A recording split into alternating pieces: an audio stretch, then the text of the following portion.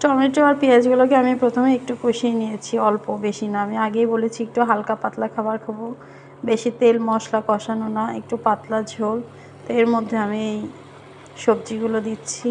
আগেই টমেটো দিয়েছি পেঁয়াজের সাথে, এখন আলু, টমেটো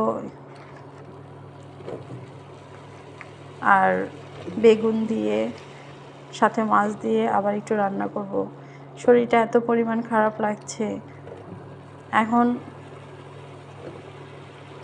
সবার এরকম হবে, আমার মতো কার কার এই সমস্যাগুলো অবশ্যই জানাবেন।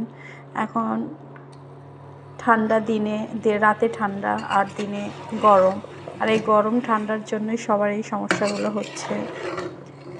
সবার গলা ব্যথা, ঠান্ডা, কাশি লেগেই আছে।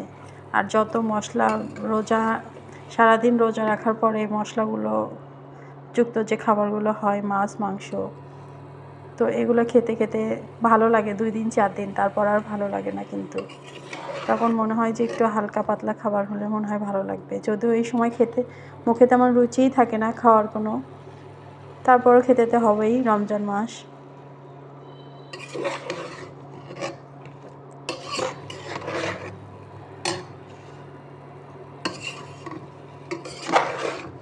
তো আজকে এই সবজিগুলো দিয়ে, মাছ দিয়ে একটু ঝোল ঝোল করে রান্না করব, দেখি খেতে পারি নাকি।